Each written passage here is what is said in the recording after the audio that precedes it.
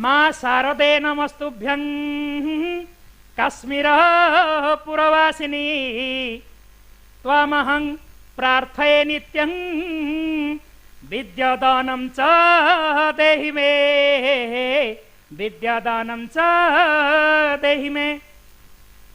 माँ सरस्वती भगवती शारदा वरदा माँ बीणापाणी को प्रणाम जनाई आज आमे युक्त 2 प्रथम वर्षर कविताटी आलोचना करिबा।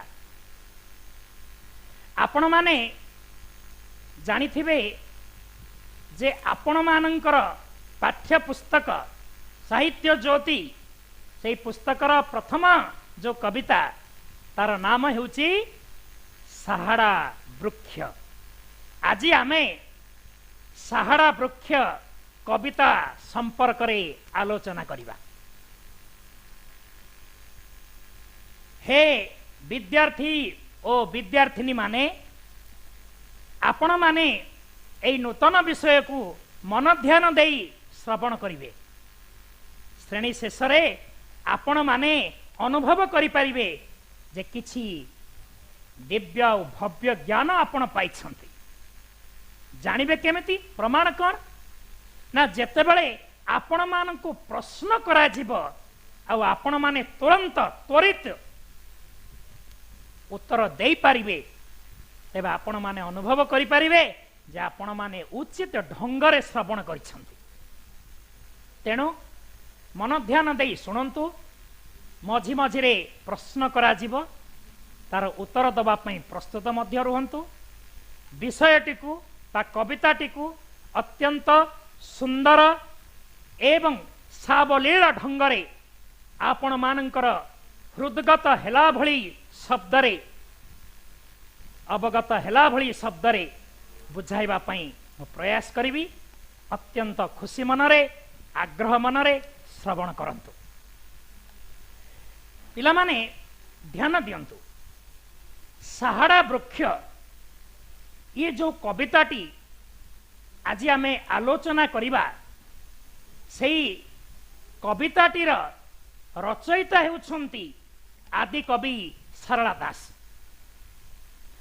आदि कवि सरला दास जे कि ओडिशार प्रथम कवि से जो सारला महाभारत ओडिया भाषा रे लेखिले सेई सारला महाभारतर जो प्रथम पर्व जो प्रथम विभाग जार नाम आदि पर्व सेई ओडिया सारला महाभारतर आदि पर्व नामक विभाग रु साहाड़ा वृक्ष कविताटी संगृहित। बस प्रश्न लागू हो गला। साहाड़ा वृक्ष कविताटी क्यों संकलन संगृहित? तुरंत आपण माने उत्तर दे परिबे जे साहाड़ा वृक्ष कविताटी ओडिया सारला महाभारतर आदि पर्व रु संगृहित। सारला दासंक विषय रे आपण माने पूर्ववर्ती श्रेणी गुड़िकरे किछि ना किछि ज्ञान पाइथिबे। आपण माने जानिथिबे जे एई सारला दासंकर जो बाल्य नाम ये थिला सिद्धेश्वर परिडा। माँ सारलांकर अनुकंपारु माँ सारलांकर कृपारु माँ सारलांकर दयारु जेतेबेले ये कवित्व शक्तिर अधिकारी हेई पारिले सेतेबेले एहांकर नाम रखागला सारला दास। दास माने सेवक। माँ सारलांकर सेवक तेणु तांको ना सारला दास। माटीर महाकवि सारला दास। शूद्र मुनि सारला दास। एई जो सारला दास जी कि पंचदश शताब्दीर कवि बोली स्वीकार करा जाए। आनुमानिक भावरे कहा जाए जे 1435 ठारू 1465 मध्यरे तांकर आविर्भाव तिरोधान थिला। ये भी आनुमानिक अर्थात वर्तमान सुद्धा बहुत गवेषक संपूर्ण भावरे एहांकर जन्म और तिरोधान विषय रे निश्चित तथ्य पाई पारु नाहंती तेणु ये अनुमानिक। हाँ केवल एतिकी कहा जाई परिबो जे सम्राट बा सूर्यवंशर जे प्रतिष्ठाता सम्राट कपिलेन्द्र देव ए कपिलेन्द्र देवंकर ये होचंती समसामयिक कवि। महाराजा कपिलेन्द्र देवंकर समसामयिक कवि, पंचदश शताब्दी कवि। तांको समय को ओडिया साहित्य रे आदि जुग बा सारला जुग बोली कहा जाए। एई सारला दास, एई शूद्रमुनि सारला दास, एई माटीर महाकवि सारला दास से केवल ओडिया सारला महाभारतर रचयिता थिले ता नुहे। चंडी पुराण, बिलंका रामायण बा विचित्र रामायण, लक्ष्मी नारायण बचनिका एई भली अजस्र काव्य कविता से रचना करथिले। सारला दास ओडिया साहित्यर आदि कवि। ओडिया साहित्यर आदि कवि सारला दास प्रथमे मां सारलांकर कृपारु जो काव्य लेखिले ता थिला ओडिया सारला महाभारत। आपण माने निश्चित भाव में जानिथिबे जेहेतु आपण माने ओडिशार विद्यार्थी तेणु आध्यात्मिक ज्ञानर किछिटा बिंदु आपण मानक पाखरे थिबो। आपण माने जानिथिबे जे संस्कृत साहित्य रे जो संस्कृत महाभारत ग्रंथ अछि तार रचयिता हेउछंती व्यासदेव, महर्षि व्यासदेव, जहांकर अन्य नाम वेद व्यास। चारि गोटी वेद को व्यास माने विस्तारित करिथुबारु तांकर अन्य ना थिला वेद व्यास। पुणी सेई जो महर्षि व्यासदेव बा वेद व्यास तांकर आउ गोटे नाम मध्य थिला कृष्ण द्वैपायन। जन्म समय रे तांकर शारीरिक वर्ण बा शरीरर रंग कृष्ण वर्णर थिला, कला रंग थिला। तेणु तांकर मां सत्यवती तांको कृष्ण बोली डाकुथिले। जदिबा कृष्ण शब्दर आ गोटे अर्थ होची भगवान कृष्ण एवं से शब्दर व्युत्पत्ति कले जना जाए, शब्दर गठनर महिमा आलोचना कले जना जाए। जह आकर्षयति सह कृष्ण, आकर्षति इति कृष्ण। ये भक्त मान को आकर्षण करे सी भी कृष्ण एवं शरीर रंग मध्य जदि कला सी भी कृष्ण। तेणु माता सत्यवती तांको कृष्ण नाम रे संबोधित करुथिले। पुनश्च द्वैपायन जमुना नदीर मध्यवर्ती स्थान रे गोटे द्वीप थिला। चतुर्दिगरे जल परिवेष्टित स्थल भाग को द्वीप कहा जाए। यह आपण माने अति कम रे भौगोलिक विज्ञान रु जानिथिबे। तेबे एई जमुना नदीर एक द्वीप रे चतुर्दिगरे जल परिवेष्टित स्थान रे जन्म ग्रहण करिथिबारु आंकर ना हैला द्वैपायन। द्वीपे जायते इति द्वैपायनः। शरीरस्य वर्ण कृष्णः अतः तस्य नाम कृष्णः। पुनः द्वीपे जायते इति द्वैपायनः अर्थात शरीरर रंग कला थिबारु तांको कृष्ण बोली आह्वान करा जाउथिला एवं जमुना नदीर एक द्वीप अंचल रे जन्म ग्रहण करिथिबारु तांको द्वैपायन कहा जाउथिला।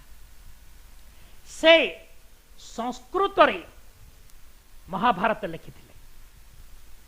1 लाख श्लोक सेथिरे थिला। भारतर सर्वबृहत ग्रंथ थिला। 1 लाख श्लोक, कई कई कहते लक्षाधिक श्लोक मध्य थिला। तेबे एई महर्षि व्यासदेवंकर संस्कृत भाषा रे रचित बा लिखित संस्कृत महाभारत को आम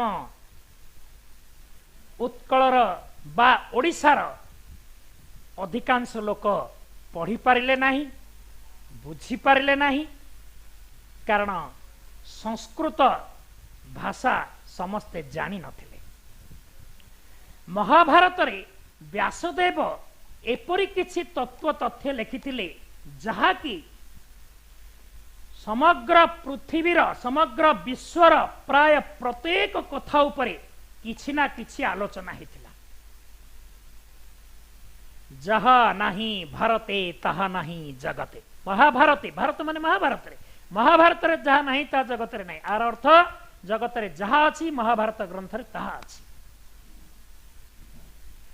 व्यासदेव एमिति सर्वतत्व आधारीकृत्य ग्रंथटिए लेखिले चार नाम महाभारत। सेथिरे समस्त प्रकार ज्ञान पूर्ण करिसंती। महाभारत कहिले केवल कौरव पांडव मानकर युद्ध विषय रे नाही, आहुरी अनेक ज्ञान कथा सेथिरे अछि, ज्ञानवर्धक कथा। परवर्ती समय रे जो कवि जो पंडित माने जहाँ भी किछि ज्ञानवर्धक कथा रचना कले सेमाने महाभारतर किछि अंश नहीं ही कले। जहाँ सेमाने परवर्ती पर्यायर कवि पंडित माने रचना कले से ज्ञान किछि ना किछि महाभारत रे ही थिला। तेणु कहा जाए व्यासो चिष्टं जगत सर्वम। व्यासस्य उचिष्टम, उचिष्ट माने ऐठा। व्यासदेव आगरु जहाँ लेखि देइचंती परवर्ती कवि माने सेथिरु किछि नेइकरी लेखिछंती। तेणु कहा जाए व्यास उचिष्ट जगत सर्वम। ए जगत रे अन्य कवि माने जहाँ भी लेखिछंती सब व्यासंकर उचिष्ट माने व्यासदेव आगरु से विषय लेखि सारिछंती। एते बड़ महनीय प्रतिभा त्रिकालज्ञदर्शी। सेई महाभारत को ओडिया लोक माने पढ़ी पारिले नाही, अधिकांश हृदबोध करि पारिले नाही। तेणु ओडिया लोक मानंकु महाभारतर दिव्य ज्ञान, भव्य ज्ञान, रसाल ज्ञान, विशाल ज्ञान प्रदान करिबा पाई शूद्रमुनि सरला दास प्रयास कले। माँ सरलांकु भक्ति करी ओडिया सरला महाभारत लेखिले। पिला माने ध्यान दियंतु, मु एबे कहिथिले ना भारतर सर्वबृहत ग्रंथ थिला महाभारत, कारण लक्षाधिक श्लोक थिला। किंतु गोटे गूढ़ विषय मु कहूची, ध्यान दियंतु जे ओडिया सारला महाभारत संस्कृत महाभारत ठारू कलेबर दृष्टि श्लोक संख्या दृष्टि आहुरी बड़ थिला। कारण संस्कृत महाभारत रे 1 लक्ष श्लोक थिला बेले बा संस्कृत महाभारत ग्रंथटी 1 लक्ष श्लोक संबलित ग्रंथ थिला बेले ओडिया सारला महाभारत ग्रंथ रे 1,40,000 श्लोक थिला। आहुरी 40,000 श्लोक अधिक थिला। तेबे ए 40,000 अधिक श्लोक रे कौन वर्णना करा जायथिला ना, जेपरी संस्कृत महाभारत रे जे सब विषय रहिथिला से विषय तो स्थान पाइछि, ता सहित ओडिशार रीति, ओडियार नीति, उत्कलर भिन्न भिन्न स्थानर स्थिति ओ अवस्थिति, ओडिया लोकमानंकर भगवानंक प्रति थिबा प्रीति, ओडिशार घटना, ओडिशार विभिन्न प्रकार धर्म, ओडिशार संस्कृति, ओडिया लोकंकर अनुभूति, ए सबु को नहीं घांटी देई फेंटी देई मिश्रण कराई एक भिन्न धरणर मौलिक काव्य रचना कले ना हेला ओडिया सरला महाभारत। देखंतु व्यासदेवंकर संस्कृत महाभारत को देखी देखी केवल अनुवाद करि नथिले, किछि नुआ बा नूतन कथा मिसाई लिखिथिले। जो क्षेत्र रे अनुवाद करा जाए तो अनुवाद को जेतेबेले आमे अनुवाद संपर्क रे जानिबा ते एतिकी हमकु जानि रखिबा को पड़िबो जे अनुवाद बा ट्रांसलेट अनुवाद दुई प्रकार, गोटे अनुकरणीय अनुवाद, गोटे मौलिक अनुवाद। जहाँ लेखा अछि केवल ताकू अन्य भाषा रे भाषांतर करिबा एहा एक प्रकार अनुवाद, एहाकू अनुकरणीय अनुवाद कहा जाए। जहाँ लेखा अछि से तत्व स्थान पाइबा सहित आउ किछि नूतन तथ्य मिश्रित कराई लेखिबा एहा मौलिक अनुवाद। तेणु ध्यान दियंतु विद्यार्थी वृंद, ओडिया सरला महाभारत अनुकरणीय अनुवाद नथिला, बरम थिला एहा एक मौलिक अनुवाद। तेबे एई ओडिया सरला महाभारत रे 1,40,000 श्लोक थिला। एहा ओडिशा और ओडिया मानक पई एक दिव्य ग्रंथ। व्यासदेव 18 पुराण लिखिथिले, 18टा पुराण एवं महाभारत भी लिखिथिले। 18टा बा 18 गोटी बा 18 पुराण गुड़िक जो मुख्य मुख्य तत्व थिला सेथिरु मध्य किछि ज्ञान महाभारत रे प्रतिफलित होइतिला।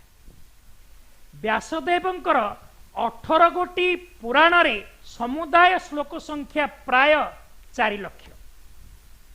एपटे महाभारत श्लोक संख्या 1 लाख। तेबे महाभारत ग्रंथ को जी पढ़िब, जी आलोचना करिब, सी एक प्रकार पुराणज्ञ हो पारिब।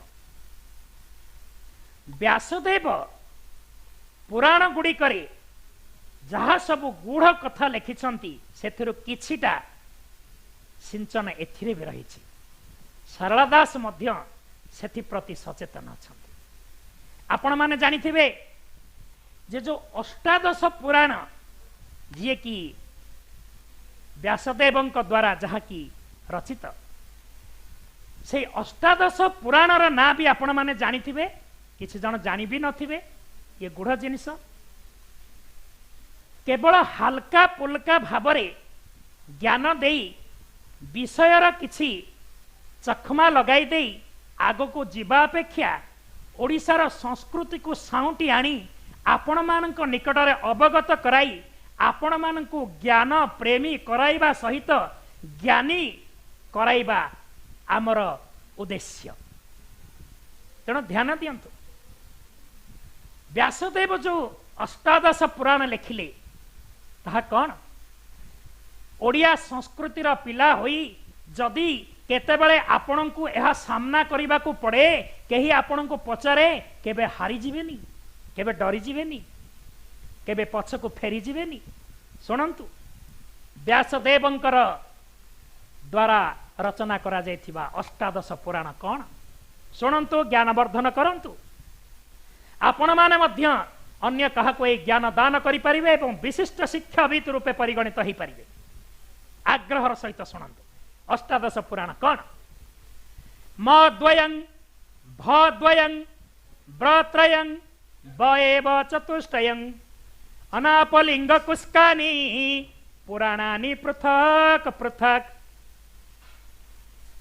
जो माने ओडिया साहित्यर अध्यापक प्राध्यापक सेमानंकर संस्कृत रे किछि प्रवेश थिबा को पड़िबो, कारण संस्कृत साहित्यर जो मूल्यवान मणि, जो शब्द, जो अर्थ, जो व्याख्या, जो व्युत्पत्ति ताहा उत्कल भाषा रे जेतेबेले परिप्रकाश करा जाए तो ज्ञानवर्धन हुए, यह निसंदेह। तेणु ध्यान दियंतु 18 खंड पुराणर नाम कौन ना मद्वयं भद्वयं व्रत्रयं वएव चतुष्टयं अनापलिंग कुस्कानी पुराणानी पृथक पृथक। एबे आपण माने गणिबे 18 खंड पुराण। बड़ ज्ञानवर्धक प्रसंग, आग्रह शुणु, ज्ञानवर्धन करंतु। मद्वयम अर्थात व्यासदेव 18 खंड पुराण लिखिथिले। म अक्षर रे आरंभ करी से 2टी ग्रंथ लिखिथिले। मद्वयम म अक्षर रे आरंभ होइछि 2टा। एक रे मार्कंडेय पुराण एवं मत्स्य पुराण। म अक्षर फर्स्ट लेटर प्रथम वर्ण प्रथम अक्षर मोर आरंभ। मार्कंडेय पुराण मत्स्य पुराण। म द्वयं मोर 2टी। तापरे भ द्वयं भ अक्षर रे आरंभ होइथिबा 2टी पुराण कौन ना भविष्य पुराण एवं भागवत पुराण। तो एपटे म द्वयं मोरे 2टा मत्स्य पुराण मार्कंडेय पुराण। भ द्वयं भ अक्षर रे 2टा भविष्य पुराण भागवत पुराण 2 2 4।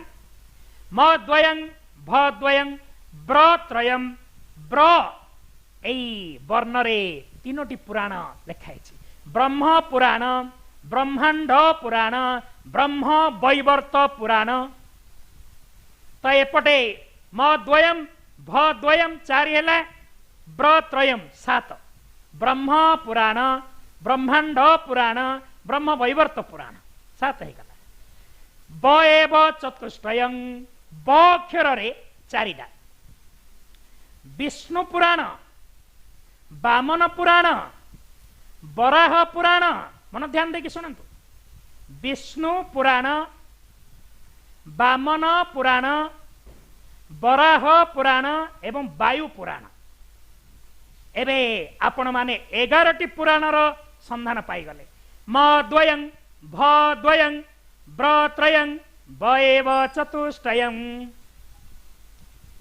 पाई गले। एबे अन्य कौन देखिबा ना अनापलिंग कुस्कानी पुराणानि पृथक पृथक। अरे अग्नि पुराण। ना नारे नारद पुराण। अना परे पद्म पुराण। अना प ली रे लिंग पुराण। अना प लिंग गरे गरुड़ पुराण। अना प लिंग कुरे कूर्म पुराण। अना प लिंग कुस्क स्करे स्कंद पुराण। ये 7 सेपटे पाइथिले 11 ये 7 18। एपरी भाव रे पुराणानि पृथक पृथक एपरी अलग अलग भाव रे 18टी पुराण से लिखिथिले। तबे जाओ ओडिया सरला महाभारत को जदि आमे जीवा अनेक मौलिक कथा अनेक मौलिक गाथा आमे प्राप्त करि परिबा। सेई भितरु साहाड़ा वृक्ष कविताटी अन्यतम। ओडिशार लोके साहाड़ा गछ को किपरि पूजा करुथिले। साहाड़ा वृक्ष एक दैवीय वृक्ष। साहाड़ा गछ नकारात्मक शक्ति को ग्रहण करे सकारात्मक शक्ति प्रदान करे। साहाड़ा गछ बा वृक्ष पाप निवारक।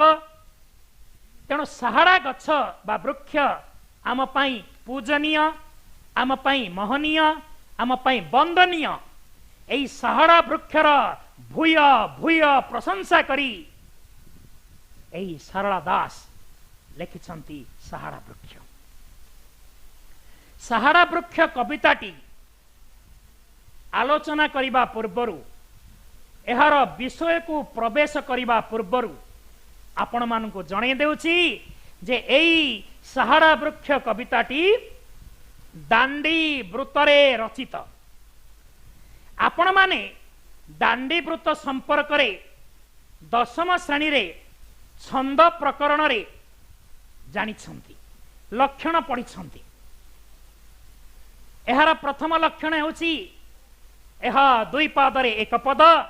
द्वितीय लक्षण एहार प्रतिपादर अक्षर बा वर्ण संख्या असमान। तृतीय लक्षण अक्षर संख्या असमान होइथिबारु निर्दिष्ट वर्ण रे जतिपात पड़े नाही। एणु गायक स्वर लंबाई गान करि पारे बा आवृत्ति करि पारे। आपण माने जानि छंती छंदर लक्षण। किंतु गुढ़ जिनिसटिए आजी एठारु शिख एई व्रत को दांडी व्रत काहींकी कुहा जाउथला। दांडी व्रत कुहा जिबार अनेक कारण मध्यरु गोटिए सुंदर कारणटीए मु आपणक निकटरे परिवेषण करुछि, ध्यान दियंतु। सारला दास मां सारलांक मंदिर पाखरे थिबा सारला मंडपरे बसी प्रत्यह लुहार लेखनी और तालपत्र माध्यम महाभारतर किछि श्लोक लेखुथिले। दिन बेले जहा सब लेखुथिले संध्या समय रे भक्त माने जेतेबेले मांकर आरती दर्शन पई आसुथिले सेतेबेले भक्त मानंकु उपवेशन कराई दिन बेले जहा सिए लेखुथिले ताहाकु पद्य आकार रे सुंदर स्वर रे गान करी सुनाई देउथिले एवं तार मर्मार्थ और भावार्थ को मध्य बुझाई दउथिले। से श्रोता बंधुक मानंक मध्यरे अनेक श्रोता थिले, किए व्यवसायी, किए कृषक, किए श्रमिक, किए साकटिक बा सगड़िया भिन्न भिन्न संप्रदायर थिले। सेमाने पुराण प्रेमी थिले, पुराण सुनिबा पई बड़ आग्रह थिला। कहा जाए ना श्रद्धावान लभते ज्ञानम, श्रद्धा थिले ज्ञान तुरंत लाभ हो जाए। से श्रोता बंधु माने सारला दासंक मुख निसृत जो कवितार किछि पद शुणुथिले आग्रह दृष्टिरु सेमाने सेई पद को किछि मने रखुथिले।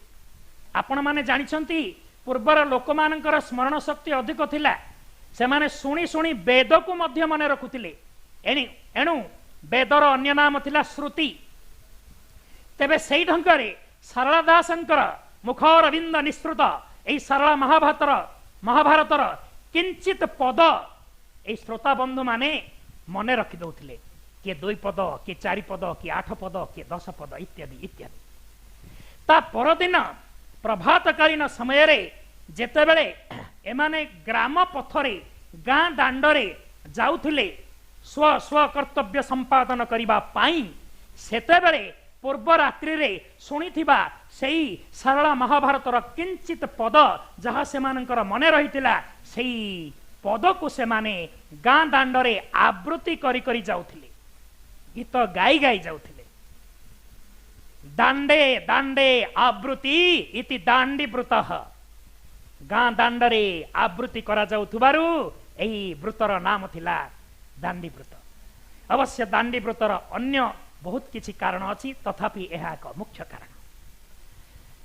मोर आशा आ भरोसा साहाड़ा वृक्षर विषय रे मु जहा कहिली, प्रथमे कविंक विषय रे किछि आलोचना करागला, तापरे विभिन्न ज्ञान गर्भक कथा, व्यासदेवंक कथा, सारला महाभारतर श्लोक संख्या कथा, ये सब जो पुंखानुपुंख भाव रे आलोचना करागला, आपण माने निश्चित भाव रे बहुत ज्ञान प्राप्त करथिबे। परवर्ती संस्करण रे आमे यहाको संपूर्ण आक्षरिक भाव रे पढ़िबा। एथिरे अधिक परिमाण रे पिला माने देशीय शब्द अछि,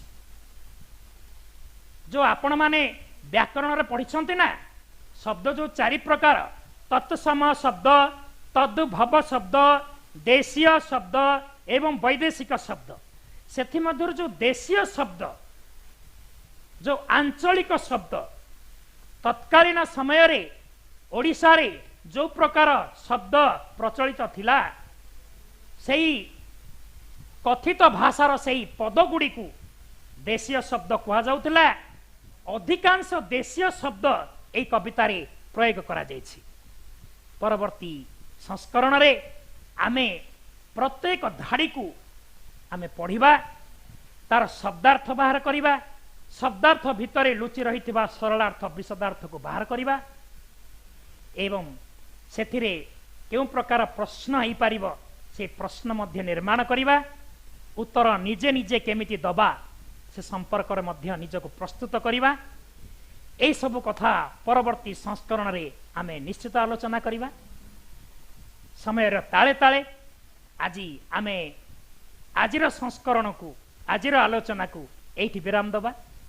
सब थर परी कही रखुची, हे ओडिशार पुरपल्ली तथा नगर सहर रे थिबा मोर विद्यार्थी बंधु, मोर अति आपणार आपण माने, मो निकट रे जो किंचित ज्ञान अच्छी से किंचित ज्ञान आपण को वितरण करने को चाहूँगी ज्ञानी हूँ ज्ञानर राज रास्त आग को आसतु परिवार मुकुट मणि आपण माने राज्य और देशर मौड़ मणि आपण माने आपण मान भितर रही दिव्य भव्य शक्ति अंतर्निहित शक्ति को आग को आनिबा भगवान आशीर्वाद आपण मानकर बापा माँ आशीर्वाद गुरुजन मानकर आशीर्वाद आपण पाखे अच्छी हारंतु नहीं फेरंतु नहीं कुसंगरे पड़ंतु नहीं एवं उद्यम करंतु उद्यमेन सर्वसिद्धि एई कथाटी आपण मानकु अवगत कराइला परे प्रेरणा देला परे आजिर श्रेणी को एठी विराम दउची अंतरर गभीरतम कोणरू